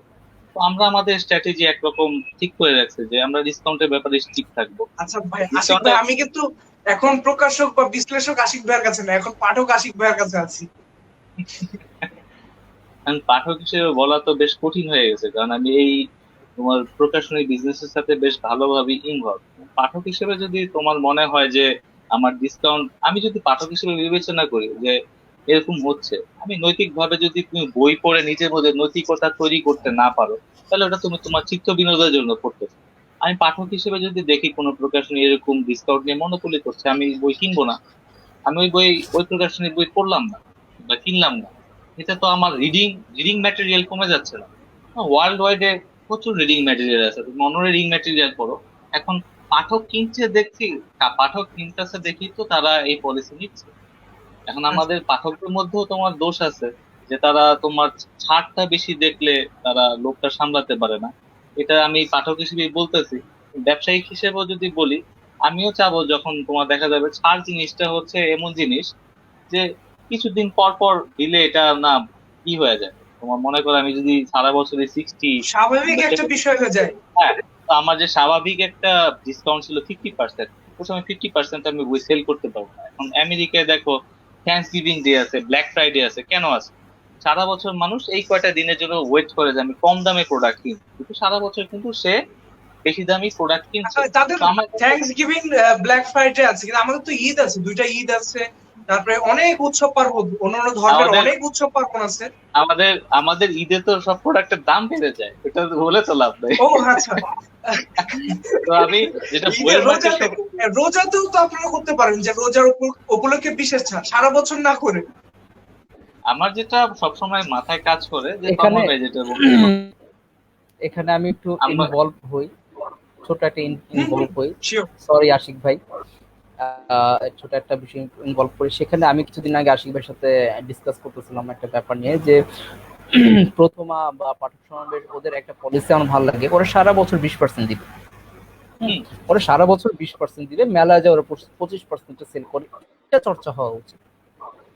এটা হলো একটা প্রকাশকের জন্য লাভবান চর্চা। এবং যে আপনি সারা বছর 50% দিচ্ছেন, 60% দিচ্ছেন, 70% দিচ্ছেন, মেলাতে এসে আপনি 25% দিচ্ছেন, আমি এক মাস শুধু লাভ করবো, এটা তো ভাই লস ব্যবসা। হুম। এটা লস না, অ্যাকচুয়ালি এটা আমার মনে হয় যে এটা এথিক্যালি ঠিক না, জিনিসটা ঠিক না। হুম আমরা পেপার ভয়েজাররা যেটা আমি আশিক ভাই চিন্তা করতেছি দুজনে মিলেই, যে আমরা নেক্সট একটা পলিসি আসবে সার্টেন টাইম পরে, আমরা যখন আরেকটু স্ট্যাবলিশ হবো তখন আমরা আরেকটু চেঞ্জ করবো, মডিফাই করতে করতে আমরা আমাদের ইচ্ছা হলো 20% চলে আসে। এটা আমাদের ইচ্ছা। আমরা ভাই এথিক্যাল চর্চা করতে চাই, আনএথিক্যাল চর্চা করতে চাই, ওটা আমার কাছে পছন্দ না। আপনি সারা বছর 50% সেল করে মেলাতে আসে এক মাসের ব্যবসার জন্য আপনি সারা বছর 20% দেন, মেলাতে যে যদি আপনি 25% দেন, তাহলে আপনার কাছ থেকে বলতে লাভবান হবে। আর সারা বছর আপনার লাভ করতেছি। আরেকটা আরেকটা জিনিস আছে, তোমার বিভিন্ন বড় বড় প্রকাশনী যদি দেখো, আমি নাম বলবো না, তোমার তারা কিন্তু সারা বছর একটা রেটে তোমার পাঠকদের কাছে বই বিক্রি করতেছে, কিন্তু বছর শেষে তাদের স্টক ক্লিয়ারেন্স একটা সেল হয়, তখন দেখা যাচ্ছে তারা বেশি বেশি ডিসকাউন্ট দিচ্ছে। ডিসেম্বর মাসে তোমার দেখা যায় যে অনেকেই সেটা দিচ্ছে। ঠিক আছে, আমি একদম সেটার বিপক্ষে না, কিন্তু একটা বই প্রোডাকশন কোয়ালিটি, যেহেতু আমি খুব বেশি দিন হয়নি, আপনারা যদি ভুল হয় মাফ করবেন, একটা বই মোটামুটি 70-80 পেজের একটা বই তৈরি করতে, ছোটখাটো সাইজের একটা বই তৈরি করতে 60 থেকে 70 টাকা লাগে। আমি ম্যাক্সিমামটা ধরলাম, এর মিনিমামও আছে ভালো প্রোডাকশন। সেই বইটার দাম মুদ্রিত মূল্য 300 টাকা রেখে আমি প্রথমে সেটা 25% ছাড়ে বিক্রি করলাম মেলায় এবং অন্যান্য জায়গায়। তারপরে আমি যখন দেখলাম যে হ্যাঁ, হিউজ একটা প্রোডাক্ট চলে গেছে, আরো কিছু পড়ে আছে, যেটা আমি এখন ওই অত বেশি লাভ করার দরকার নেই, আমি এটা দিয়ে দিই, একটা মিনিমাম যে লাভটা আছে এটুকু রেখে আমি বইগুলো দিয়ে দিই। তারপরে ওই 70 টাকার বই উনি এতটাই লাভ দিলেন যে মোটামুটি 100-120 টাকায় চলে আসলো 300 টাকার বইটা। তো সেই জায়গা থেকে আপনি কি বলবেন? এটা তো একদমই অনাকাঙ্ক্ষিত একটা বিষয় বলে আমি মনে করছি। ওই যে আমরা দুজনই একটু আগে একটা জিনিস বললাম না, আনএথিক্যাল, মানে আপনার কোম্পানি নীতিগতভাবে স্ট্রং না হলে যা হয় আর কি। আচ্ছা, এটা বেশ খারাপ একটা ইফেক্ট ফেলবে বলে আমি নিতান্ত একজন সাধারণ পাঠক হিসেবে অন্তত মনে করছি, যে সামনে খুব খারাপ একটা ইফেক্ট ফেলবে। কারণ আমি যখন বলছি যে বইটার দাম আসলেই তো খুবই কম এবং সে আমাকে এতখানি ডিসকাউন্ট কেন দিচ্ছে, কারণ বইটার দাম তো আসলে এত না। আমি আজকে বোকা আছি, কালকে বোকা আছি, পরশুদিন হয়তো বা বোকা থাকবো না, তখন তো আমি বই কিনবো না। সেটাই আলটিমেটলি হবে। এখন প্রকাশনীরা তাদের পলিসি নিবে, পাঠকরাও তাদের পলিসি নিবে। এখন পাঠকদেরও এটা চিন্তা করতে হবে, আমাদের বাংলাদেশের মার্কেটটা খুব ছোট এবং আমাদের পাঠক কমিউনিটি খুবই ছোট। হুমায়ুন আহমেদ যখন ছিল, সে কিন্তু তার সময় কিন্তু অনেক বই বিক্রি হতো। হুমায়ুন আহমেদ মারা যাওয়ার পর একটা ভ্যাকিউম যে সৃষ্টি হয়েছে, সেটা কিন্তু তোমার রিপেয়ার করতে অনেক বছর লাগে। অনেক বছর লাগার পর এখন আবার কিন্তু নতুন করে পাঠক তৈরি হচ্ছে, কিন্তু এখনো এতটা পাঠক তৈরি হয় নাই যে একজন প্রকাশক তোমার 500 বই বের করে সেল করে ফেলবে। এখন আমাদের দেশে যেটাই, আমরা সবাই কিন্তু চ্যারিটি মোটামুটি কম দামে বই দেওয়ার চেষ্টা করি, কিন্তু আমরা কতটুকু লাভ করতেছি সেটাও পাঠকদের বুঝতে হবে। আমাদের অনুবাদক থেকে শুরু করে লেখক, এরা কিন্তু খুবই কম পারিশ্রমিকে কিংবা কম ইসে কাজ করে দিচ্ছে দেখে তোমরা এত কম দামে বই পাচ্ছ। এখন এটাও চিন্তা করতে হবে, একটা বুক ইন্ডাস্ট্রি কিংবা একটা শিল্প উঠতে হলে পাঠকদেরও সহনশীল হতে হবে, প্রকাশকদের কাছে হাত বাড়ায় দিতে হবে, যাতে তোমার ভবিষ্যতে যখন প্রকাশক তোমার দাম বাড়ায় বইয়ে, সে এটা চিন্তা করে যে এটার সাথে মানুষের তোমার কাজকর্ম জড়িত। একটা বই তুমি পড়তেছো হয়তো, এই বইটা তোমার হাতে যাওয়ার আগে এই বইটা বাইন্ডিং কারখানায় গেছে, তোমার জেল কাভার যে করে তার কাছে গেছে, প্রেসে গেছে, এর আগে এসে গেছে সবচেয়ে গুরুত্বপূর্ণ, হ্যাঁ, এর আগে সবচেয়ে গুরুত্বপূর্ণ কাজ করে দিয়েছে লেখক অনুবাদক। এটার সাথে কিন্তু মোটামুটি এডিটে সবারই, গেছে, বানান সংশোধন, প্রুফ সংশোধন, অনেক জায়গায় ঘুরে তারপর আসবে। এটার সাথে কিন্তু সবাই একটা ইনভলভ, তোমার তো সবাই রুটি রোজগার কিন্তু এটার মাধ্যমেই হচ্ছে। এখন পাঠক যদি ম্যাচিউর হয়, সে ভালো কন্টেন্টের বই পড়ে, তা প্রকাশকও এক সময় হচ্ছে ভালো কন্টেন্টের বই বের করার চেষ্টা করবে। এখন বাংলাদেশে কিন্তু প্রকাশনী অনেক, তোমার 1200+ হবে প্রকাশনী। তো প্রতি বছরই তো তোমার কিছু কিছু প্রকাশনী তোমার ঝরে যাচ্ছে, নতুন নতুন প্রকাশনী আসতেছে নতুন নতুন পলিসি নিয়ে। তো আমাদের সেক্টরটা এখনো হচ্ছে এমন পর্যায়ে, এটা ডেভেলপমেন্ট পর্যায়ে আছে। এটাতে যদি তুমি আচ্ছা ভবিষ্যতে আরো ভালো কিছু দেখতে চাও, পাঠকদের এটা চিন্তা করতে হবে যে আমি একটা ভালো কন্টেন্ট পড়তেছি, ছাড়ের ব্যাপারটা তাদের মাথা থেকে বের করে দিতে হবে, যে আমি একটা ভালো কন্টেন্ট পড়তেছি, এখান থেকে আমি কিছু শিখতে পারতেছি, এখানে শিখার আছে। এখন শিখতে যে তোমার যদি টেক্সট বই পড়বা সেরকম না, তোমার একটা গল্পের মধ্যেও শিখার আছে, শিখার কোনো শেষ নাই। এখন পাঠক যদি এই ছাড়টা দেয়, তারা দেখবা যে এক সময় একটা ম্যাচিউর তোমার ইন্ডাস্ট্রি তৈরি হবে, যেখানে তোমার সবাই উইন উইন সিচুয়েশনে থাকবে। এখন এই এমন যে একটা, হ্যাঁ বলেন ভাই। বলেন, শেষ আমরা করেন একটু শেষ করেন শেষ করেন হ্যাঁ, শেষ করেন আশিক ভাই, শেষ করেন। আমরা এমন একটা পর্যায়ে আছি যে এখন তোমার বই শিল্পটা কিংবা বই ব্যবসাটা, যে কোনো সময় পাঠক ঠকবে, কোনো সময় প্রকাশক ঠকবে, কোনো সময় দুইজনই ঠকবে। তো এটা এখনো তোমার একটা স্টেবল পর্যায়ে আসেনি তোমার। এখন হচ্ছে পাঠকের কাজ হচ্ছে সে বই পড়বে, ভালো ভালো কন্টেন্ট বেছে বই পড়বে এবং সে বই রিভিউ করবে। আর আমাদের পাঠকটা যেটা হয়, মনে করো আমি একটা বই পড়লাম, আমি বই পড়ে রিভিউ দিলাম, সে আমার বই রিভিউ করে বই পড়তেছে, সে কিন্তু বইটা আমার পড়ে ভাল লাগছে, তারপরে নাও ভাল লাগতে পারে। তো আমার একটা রিভিউ কিন্তু ইম্প্যাক্ট ফেলতেছে। হ্যাঁ, আমার রিভিউ করে 10 জন বই কিনলো, 10 জনের মধ্যে তোমার দুজনে ভালো লাগলো না, তারা বললো এটা বাজে বই। এখন তুমি যদি নিজের টেস্টটা ডেভেলপ না করো, তাহলে তো তোমার ইন্ডাস্ট্রি ডেভেলপ হবে না। আচ্ছা আমরা একটু তন্ময় ভাইয়ের কাছে আসি। একদম অনুষ্ঠানের শেষ পর্যায়ে আপনি যেন কি যেন বলতে চাচ্ছিলেন। আমি ছোট যে জিনিসটা বলতে চাচ্ছিলাম, দুইটা জিনিস নিয়ে কথা বলবো। একটা হচ্ছে হলো যে একটা রাইটার যেমন আশিক ভাই নতুন একটা বই লিখেছে, হচ্ছে পুনর্বর্ধনের স্মৃতিকথা। হ্যাঁ, তো বইটা লিখতে উনি কি ধরনের কষ্ট করতেছে, কতটুকু ব্রেন স্ট্রিমিং করতেছে, তারপর কতগুলো বই ঘাটতে হচ্ছে, তার জন্য কতগুলো বই কেনার পিছনে টাকা খরচ করতে হচ্ছে, সেগুলোর পিছনে রিসার্চ করতে হচ্ছে, সে নিজে যে অভিজ্ঞতা করেছে এবং রিসার্চ করতেছে, ইনফরমেশন কারেক্ট করে সেগুলোকে সাজাচ্ছে, 30টা বইয়ের ইনফরমেশন এক করে সাজাচ্ছে, তারপর লিখতেছে, এবং সেটার পিছনে একজন প্রকাশক, আমরা মনে করেন যে সেটা একটা 150 পেজের বই হবে, এবং এই বইটা আমরা প্রকাশ করতে আমাদের খরচ যাবে 30 থেকে 35,000 টাকা। আচ্ছা 1,000 টাকা একটা বই যদি আমাদের প্রোডাকশন খরচ চায়, আচ্ছা যান খরচের কথা বাদ দিলাম, মনে করেন যে একটা লেখক এত কষ্ট করে একটা বই লিখছে, একটা প্রোডাকশনও এত টাকা, এবং তারপর যদি আপনি বলেন যে বইটা, প্রত্যেকটা বইয়ের প্রোডাকশন কস্ট হচ্ছে হলো গিয়ে 100 টাকা, 100 টাকা, এবং আপনি যদি বলেন যে ভাই আমাকে বইটা 110 টাকায় দেন, আমরা বইটার দাম রাখলাম 300 টাকা। এখন 300 টাকার একটা বই আপনি চান সর্বোচ্চ ডিসকাউন্ট কত টাকা? 50%, 60%। হ্যাঁ, 50%-এ 150 টাকা।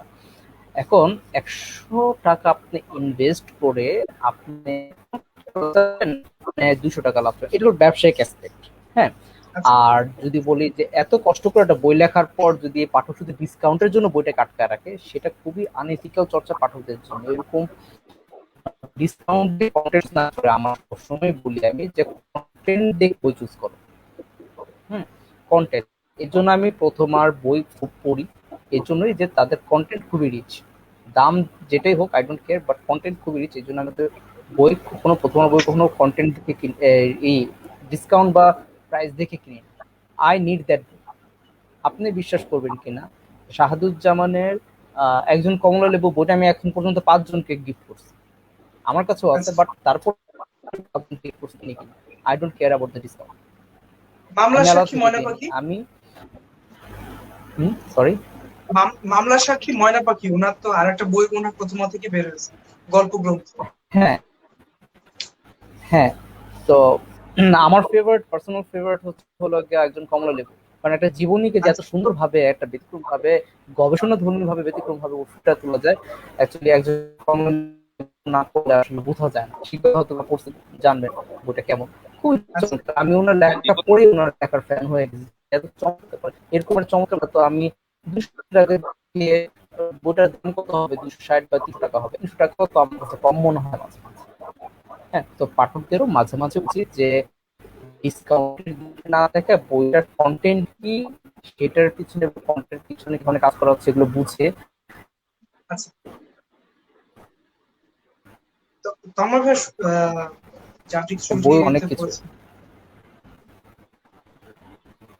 আমরা একদম অনুষ্ঠানের শেষ মুহূর্তে সরি। চলে এসেছি। তো সম্ভবত যান্ত্রিক মানে শুনতে অসুবিধা হচ্ছে। তো আমরা একদমই অনুষ্ঠানের শেষ পর্যায়ে চলে এসেছি। আপনাদের হয়তো হ্যাঁ, বা জানার অনেক আর কি ছিল, কমেন্ট অনেকেই করেছেন। আমরা সেই কমেন্ট গুলো পড়তে পারছিলাম না, কারণ আমরা এমন একটা আলোচনার ভিতর ঢুকে গেছি, এখান থেকে বের হওয়াটা আসলে মুশকিল। তো আশিক সারোয়ার ভাইকে একদমই শেষ একটা প্রশ্ন করব, সেটা হচ্ছে যে বাংলাদেশ বুক ওয়ার্ম অ্যাসোসিয়েশনের এই যে তরুণ যে তরুণ জেনারেশন, ইয়াং জেনারেশন আছে, ইয়াং পিপুল, এটা আর কি যে প্রচেষ্টা, মহৎ একটা উদ্যোগ নিয়েছে, সেটা হচ্ছে যে বাংলাদেশের প্রত্যেকটা ঘরে ঘরে ডিজিটাল মিডিয়ায় অফলাইন এবং অনলাইনে বইয়ের খবর পৌঁছে দেওয়ার একটা প্রচেষ্টা। তো এই প্রচেষ্টাটা সামনেও হয়তো বা একদম চলমান থাকবে। তো আপনি বিষয়টাকে কেমন ভাবে দেখছেন? আমি বিষয়টাকে খুব পজিটিভ ভাবে দেখছি, কারণ তোমার আমাদের সময় যখন ছিল, আমি যে জেনারেশনে বড় হয়েছি, আমি রাস্তা দিয়ে বেরোলেই দেখা গেছে, আমি যে জায়গায় থাকতাম মনে করো কমলাপুর, ওইখানে 2-3টা লাইব্রেরি ছিল। এখন ঢাকা শহর পুরোই লাইব্রেরি শূন্য হয়ে গেছে। তোমার কোন এলাকায় গেলে তুমি লাইব্রেরি পাবা না, লাইব্রেরি খুব সিলেক্টিভ লাইব্রেরি। তো মানুষের যে বইয়ের খবর আগে পাইতো সেটা এখন পাচ্ছে না নিয়মিত। তো আচ্ছা সেজন্য এখন সোশ্যাল মিডিয়াতে মানুষ হচ্ছে এই যে এক্সপ্লোজার পাচ্ছে, তো সবাই তরুণ প্রজন্মের ছেলে পেলেরা চেষ্টা করতেছে সোশ্যাল মিডিয়াতে বই নিয়ে প্রচার প্রসারণা করতে। এটা তো খারাপ কিছু না। একটা ছেলে ড্রাগ এডিক্টেড হচ্ছে না বা খারাপ কোনো কাজ করতেছে না, বই নিয়ে কাজ করতেছে। বই এমন একটা জিনিস, জ্ঞানের জিনিস, এটা প্রচার করা অবশ্যই ভালো কাজ। এবং এটা তোমার সুফল পেতে সময় লাগবে, কিন্তু এটা তো তোমার লেগে পড়ে থাকতে হবে। যে কোনো জিনিস হচ্ছে শূন্য থেকে উপরে উঠতে সময় লাগে। আর আমাদের আচ্ছা দেশে যেহেতু পাঠক স্কেলটা খুবই কম, তো স্বাভাবিক তোমার এটা একটু সময় লাগবে। তো আমি সবসময় আশা করি যে তোমরা তোমাদের ভালো কাজগুলো আগায় নিয়ে যাবা, এবং তোমাদের জন্য সবসময় আমার শুভকামনা থাকবে। তমসাকেও শেষ পর্যায়ে চলে এসেছি প্রিয় দর্শক। আজকে আমরা দারুণ দুইজন অতিথিকে পেয়েছিলাম, এবং শেষ মুহূর্তে তন্ময় ভাই কোন এক যান্ত্রিক ত্রুটি কবলে পড়ে গেছেন, কারণ আজকে আমাদের উত্তরবঙ্গের দিকে প্রচন্ড ঝড় বৃষ্টি হয়েছে মোটামুটি। তো ঢাকাতে কি অবস্থা আমি জানি না, আর ভাইয়া কোথায় আছে জানি না। তো অনুষ্ঠানের একদম শেষ পর্যায়ে আমি আশিক ভাই, আপনার কি কোনো বলার আছে আর কিছু? না, আমার আর কিছু বলার নেই, অনেক তো বক বক করলাম। আচ্ছা, তন্ময় ভাইয়ার পক্ষ থেকে আপনি যদি একটু কিছু বলে দিতেন, কারণ তন্ময় ভাইয়া যেহেতু নাই এখন।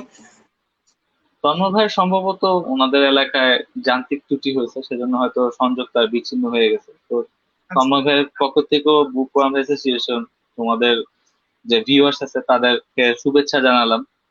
যে তোমরা তোমাদের কাজ আগে নিয়ে যাও। তন্ময় ভাই তো লাইভে আসছে এখন। তন্ময় ভাই চলে আসছে। আচ্ছা তন্ময় ভাইয়া, আপনার কাছে শেষ একটা প্রশ্ন আছে, এই প্রশ্নটা নিয়ে আমরা আজকের এই লাইভটা আর কি শেষ করতে চলেছি। অনেক দীর্ঘ আলাপ হয়েছে আজকে। হুম, শিওর শিওর। আচ্ছা, সেটা হচ্ছে যে এই যে ইয়াং জেনারেশন, ইয়াং পিপুল, আমি শুধু আর কি সামনে আসি, ফাহাদ ভাই আসে, আনিকা আপু আসে, আর আসলে অনেকেই আছে হয়তো বা নাম আপনারা জানবেন, বুঝতে পারিনি, সবাই ইয়াং বুঝতে জেনারেশন। পারিনি প্রশ্নটা। একটা আমি এই প্রশ্নটা মানে শোনা যাচ্ছে কি আমাকে এখন? শোনা যাচ্ছে কিন্তু কথা খুবই কেটে কেটে আসতেছে। আচ্ছা, আহ, বাংলাদেশ বুকওয়ার্ম অ্যাসোসিয়েশন অফলাইন এবং অনলাইনে প্রত্যেকটা ঘরে ঘরে বই পৌঁছে দেওয়ার একটা মহৎ উদ্যোগ নিয়েছে। তো এই বিষয়টাকে আপনি কেমন ভাবে দেখছেন? তারই একটা অংশ হিসেবে আপনাদের আজকের এই লাইভ সেশনে আমিও সংযুক্ত হয়েছে, আপনারা সংযুক্ত হয়েছে, বিষয়টাকে কেমন ভাবে দেখছেন আপনি? আসলে রিজন ভাই, আপনার কথা পুরোই কেটে কেটে আসছে, আমি আসলে কিছু। আচ্ছা, হয়তো বা কোনো এক যান্ত্রিক ত্রুটি।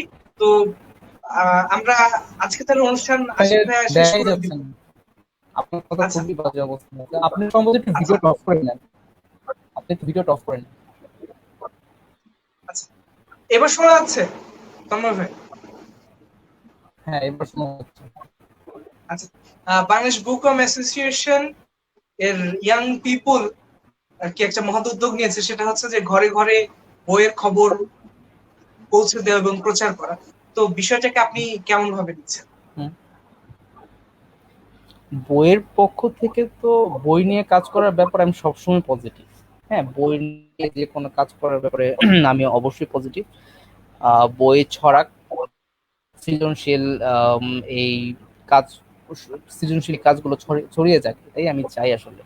উম, না হলে পাঠক তৈরি হবে কিভাবে, পাঠক বই পড়বে কিভাবে, বই না পড়লে মাইন্ড ব্রড হবে কিভাবে।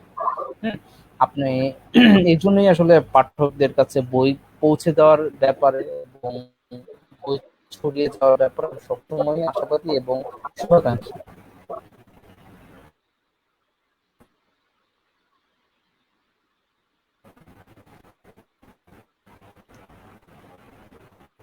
হ্যালো, হ্যালো, রিজন ভাই আপনার মিউট হয়ে আছে। দুঃখিত দুঃখিত। আহ, আমি আসলে শোনা যাচ্ছে? শোনা যাচ্ছে। হ্যাঁ, হ্যালো। শোনা যাচ্ছে। আচ্ছা, তো যান্ত্রিক ত্রুটিতে ছিলাম আসলে। সেটা হচ্ছে যে আপনার আর আর কোনো কিছু নিয়ে আর কি বলার আছে কিনা তন্ময় ভাই? একদমই অনুষ্ঠানের শেষ পর্যায়ে চলে এসেছি আমরা। সরি, আপনি একটু ভিডিওটা বন্ধ করে কথা বলবেন, তাহলে হয়তো আপনার আচ্ছা কথাটা আচ্ছা, ঠিক শুনতে পারবো। একদম অনুষ্ঠানের শেষ পর্যায়ে চলে এসেছি, তো আর কোনো কিছু বলার আছে কিনা আপনার? হুম। আমরা পেপার বলতে যেটা আমরা রিসেন্টলি যে একটা বইয়ের কথা বলিনি, সেটা হচ্ছে যে আমরা আহ, বেশ কয়েকটা সায়েন্স নিয়ে কাজ করতেছি রিসেন্টলি। উবিক আসতে যাচ্ছে ইনশাল্লাহ। উবিক আমরা অনুমোদন করতেছি। ফিলিপ কে ডিকে বলা যায় যে বাংলাদেশের প্রথম কোনো উপন্যাস ফিলিপ কে ডিকে প্রকাশ করতে যাচ্ছে আমাদের থ্রুতে। এবং আমরা ফ্র্যাঙ্ক হারবারেরও প্রথম বই বাংলাদেশ আর লেখা প্রথম আনতে যাচ্ছি, ডিউন, যেটার ট্রেলার রিলিজ পেয়েছে গত বছর। এবং হিচ hackers guide to the Galaxy আমরা প্রকাশ করতে যাচ্ছি ইনশাল্লাহ। এবং দারুণ আরেকজন দারুণ অনুবাদ নতুন আসতে লেখক চলেছে। আছে যেটার সন্ধান আসলে, হ্যাঁ, হিচ hackers guide to the Galaxy. এটা হয়তো কম্পাইলেশন ভার্সনে আসবে, আচ্ছা, হয়তো 2 ঘন্টা খন্ডে টোটালে। সেটা ইনশাল্লাহ যখন কাজ করবো দেখা যায়। আর আরেকটা স্পটটা নেবো, সেটাও আমরা সেটা সেটা অনুবাদ সালমান হক। কুবিকের অনুবাদ করে কুবিক, ডিউন আর Hitchhiker's Guide to the Galaxy, এই 3টা বই অনুবাদ করে চাচা সাকিব ভাই। এই বই আর কি আগাচ্ছে এবং ইনশাল্লাহ ঈদের পরে আমরা কিছু পেপার ব্যাক বা লো কস্ট প্রজেক্ট নিয়ে আসতে যাচ্ছি। যেমন একটা হচ্ছে দারুণ দারুণ। হলো গিয়া দীপ্তি, যেটা অনুবাদ করেছে অসীম তেজ ভাই। তারপর এবং তারপর হলো গিয়া man in the high castle, যেটার অনুবাদ করেছে খালেদ নকিব ভাই, আমাদের লিক্সের অনুবাদক। আর আরেকটা হচ্ছে হলো গিয়া, আরেকটা কোনটা জানো, জাপান সিংস, এটা জাপান করেছে সিংস। ইমরান চৌধুরী, সে একদমই নতুন। হ্যাঁ, আচ্ছা, ইমরান চৌধুরী। এই 3টা বই আমরা মানে লো বাজেট প্রজেক্ট হিসেবে আমরা কাজ করতে চাচ্ছি, যাতে সবাই কিনতে পারে আর কি। হ্যাঁ, লো বাজেট এবং এই প্রজেক্ট হিসেবে বলে লিমিটেড এডিশন সেটা আমরা বাজারে আনতে চাচ্ছি। এটা নিয়ে আপাতত এখন এডিটিং এর কাজ চলছে, বইগুলোর অনুবাদ শেষ, মাশাআল্লাহ ভালো কাজ হয়েছে। আশা করি এই ইনশাআল্লাহ সামনে আরো কাজ আসবে। এবং আচ্ছা। সবশেষ যেটা বলবো সেটা হচ্ছে ফাউন্টেন পেন আবার শুরু হতে যাচ্ছে। আমরা অলরেডি ঘোষণা দিয়েছি এবং 2-1 দিনের ভিতরে বা পুরোটা বইয়ের লেখাগুলো, লেখা কালেকশনের ঘোষণা দিব। 2-1 দিনের কিছু কাজ ছিল আমাদের, সেগুলো আমরা গুছিয়ে নিয়েছি। এবং শূন্য মাত্রিক নামে একটি সায়েন্স ফিকশন পত্রিকা আমরা করতে যাচ্ছি, সেটা দুটোর ঘোষণা আমরা ইনশাল্লাহ চলে আসবে। এই হচ্ছে আমাদের পেপার বাজারের সমুদয় কাজ। এবং অনলাইনে এবং আশিক ভাইয়ের আমি ভাবি আর কি একজন একজনের সাথে কাজ করতেছি এই প্রজেক্টগুলো নিয়ে। তো আজকের মতন এখানে একদম অনুষ্ঠানের শেষ এই হচ্ছে পর্যায়ে চলে আমাদের এসেছি। সর্বশেষ আপডেট। আচ্ছা, তন্ময় ভাইয়া, ধন্যবাদ আশিক ভাই এবং তন্ময় ভাইকে এত যান্ত্রিক ত্রুটির পরেও আমাদের সাথে যুক্ত হওয়ার কারণে। পরিবেশ যদিও আমাদের অনুকূলে ছিল না, তো আজকের অনুষ্ঠান ধন্যবাদ। একদম শেষ পর্যায়ে সেটা হচ্ছে যে প্রত্যেক দিনই প্রায় সপ্তাহে 3টি করে আর কি অনুষ্ঠান ভাইয়া হবে একটু আমাদের। রিজন ভাই ভিডিওটা অফ করতে হবে। জি তন্ময় ভাই, আপনার বুঝতে পারলাম না আপনার শেষ স্ট্রিমিং এর কথা। প্রবলেম হচ্ছে।